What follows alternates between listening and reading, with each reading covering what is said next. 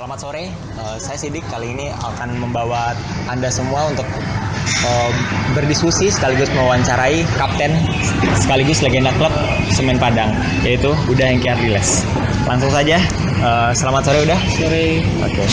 Bisa diceritakan bagaimana awal karir perjalanan Uda bersama Semen Padang FC sendiri? Ya, dulunya kan abang muslim main di daerah, kebetulan Semen Padang Junior lagi mencari bibit untuk ikut turnamen di Suratin tahun 2000. Suratin. Ya. Jadi tahun 99 alhamdulillah rezeki abang kepanggil ke Padang untuk ikut seleksi untuk namanya dulu Pratama Semen Padang. Pratama Semen Padang. Di tahun 99 abang udah di Padang. Ikut tes di sana, alhamdulillah lolos sampai dari tahun 99 sampai 2006 2007 ya. Keluar ke Persikabo, habis itu 2008 alhamdulillah sampai sekarang. Iya. Tadi sempat menyinggung mengenai Persikabo. Bisa diceritakan? Karena kan udah kalau misalnya tetap bertanding Semen Padang udah nyaris menjadi pemain one man club ya istilahnya gitu ya. Apa alasan yang mendasari udah tahun 2007 tersebut untuk pindah ke Persikabo? Bisa diceritakan? Ya mungkin alasan pindahnya mungkin hanya miskomunikasi aja ya. Ya mungkin di Semen Padang belum rezeki, itu akhirnya pergi ke Persikabo, dan itu di putaran kedua tahun 2007 udah diminta balik lagi. Karena tidak diizinkan sama pihak Persikabo, makanya sampai satu musim 2008 balik lagi. Tidak diizinkan maksudnya tidak diperpanjang kontrak ya? Tidak diizinkan karena kan kalau kita di Persikabo kan kita durasi 1 tahun. Iya. Kalau umpamanya ada Semen Padang minta lagi kan itu tergantung klub. Kalau dia mengizinkan pindah lagi. Jadi belum berizin untuk pindah lagi. Iya, karena setahun. Alasan pindah lagi karena keluarga, panggilan jiwa? Karena pertama di Semen Padang nyaman. Pertama nyaman. Terus kedua kan kita bela daerah sendiri. Bela daerah, kebanggaan putra daerah ya. Berikutnya, nah ini pertanyaan yang bikin saya penasaran. Udah berposisi sebagai seorang back kanan ya, dulu juga pernah back tengah ya. Nah, kenapa memilih nomor punggungnya 11? Itu kan nomor punggungnya striker atau pemain sayap biasanya. Kenapa nomor 11? Iya, dulu karena milih nomor 11 dulu terinspirasi karena ada pemain Brazil namanya Emerson. Dia punya tipe yang pejuang, tipe yang bekerja keras, suka kayak jadi inspirasinya pengen seperti orang Emerson. Itu meskipun beda posisi ya. Iya. Oke, berikutnya ini di usia yang udah 35 tahun seperti sekarang. Nah, udah masih bisa konsisten main setiap minggu gitu. Maksudnya masih bisa main penuh kadang kan gitu. Nah, apa sih tips rahasia untuk bisa menjaga kebugaran seperti itu? Ya, pertama mungkin dari sebelumnya, dari dulunya abang tetap menjaga pertama tidur. Yang kedua menjaga makan. Tidur disiplin dan makan. Tidur, disiplin makan. Itu dua kunci utamanya. Kalau tidur biasanya jam berapa, Bang?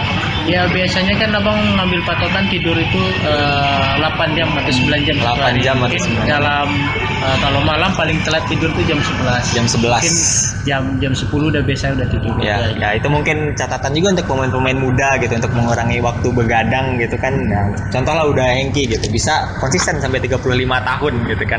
Nah, ini ada pertanyaan dari saya nih. Kalau boleh memilih pengen bermain hingga usia berapa, Bang? Kalau pengennya sih sampai usia 38 kalau sanggup ya. Sanggup ya. Soalnya enggak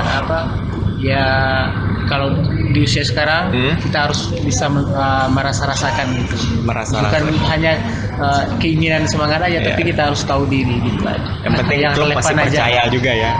Sampai sekarang sih kalau dalam latihan tetap bersaing, tetap berkompetisi sama pemain-pemain muda gitu.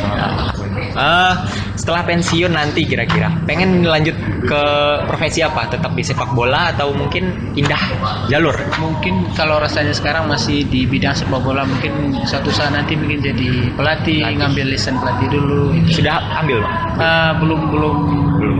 Belum sempat ngambil. Soalnya mengambil lisensi sekarang kan bertepatan dengan jalannya kompetisi. Iya, dengan kompetisi ya. Ya mudah-mudahan besok pas ketemu rezekinya pas liga berarti lisennya bisa ngambil. Oke, amin amin.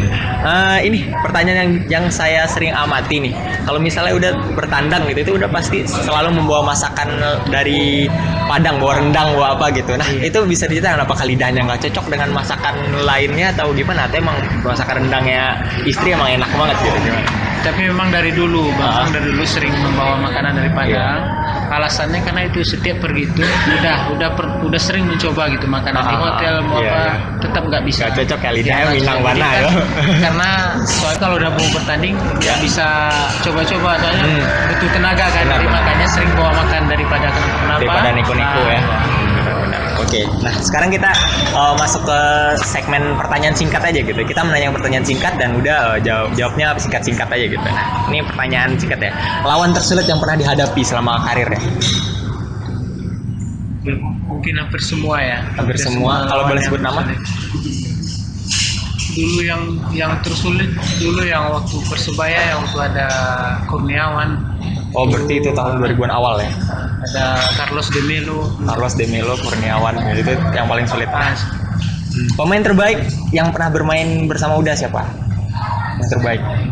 Ada banyak kan gitu. Kalau boleh sebut satu nama gitu. Iya, beda tim juga boleh. Boleh. Ya. Boleh. Kurniawan, Bang Ansari Lubis. Senang. Kalian pernah satu tim? Enggak, lawan yang satu tim. Itu lawan kan lawan. Kalau yang satu tim? Yang satu tim. Siapa? Edu mungkin. Ya banyak ya Edu, ya Yuyunko, Esteban. Ya, oke. David Pakwe ya. Berarti angkatan 2010 ya, pemain asing angkatan 2010. Siapa pemain semen Padang yang memiliki kedekatan personal dengan biasanya suka misalnya curhat apa gitu, minta belajar gitu, pemain muda yang ada di tim saat ini siapa? Ya, saat ini mungkin belum ya, maksudnya yang dulu-dulu yang. Ya dulu siapa? Dulu kan banyak, maksudnya tapi sekarang udah nggak di semen Padang. Maksudnya dulu kan ada banyak yang junior masuk kan, ada Ziko dulu, ada Doni, ada ya kayak sekarang yang ada main di Semarang kayak Ari Frianggi ya. Ari Frianggi. Nah, berikutnya menurut Uda siapa sih pemain muda di semen Padang sekarang yang kira-kira mempunyai prospek cerah untuk karirnya ke depannya?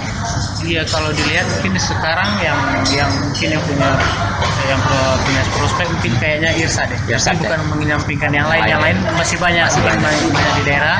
Tetap support doa buat mereka. Iya, oke, berarti Irsyad ya untuk saat ini. Nah, klub luar negeri favorit apa? Klub sebenarnya nggak terlalu. Yang penting di mana ada pemain Brazil di sana. Pokoknya berarti tim nasional Brazil ya gitu. Oke. Pemain luar negeri favorit? Pemain luar negeri.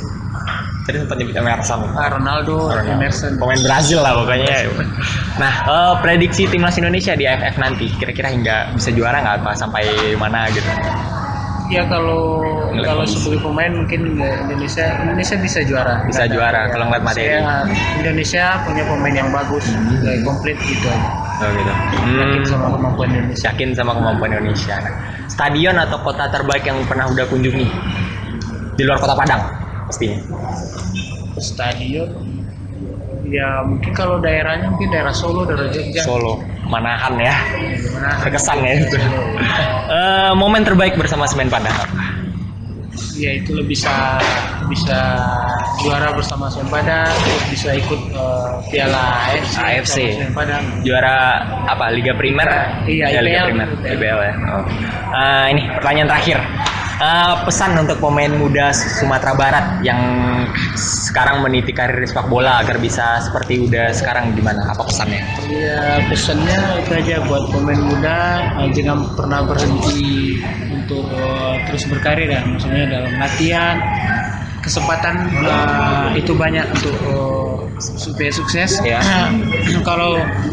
bisa jangan pernah berhenti. Kalau udah masuk ke level 1 jangan pernah berhenti, terus berprestasi, terus latihan ya itu aja pesan sama. Iya, oke.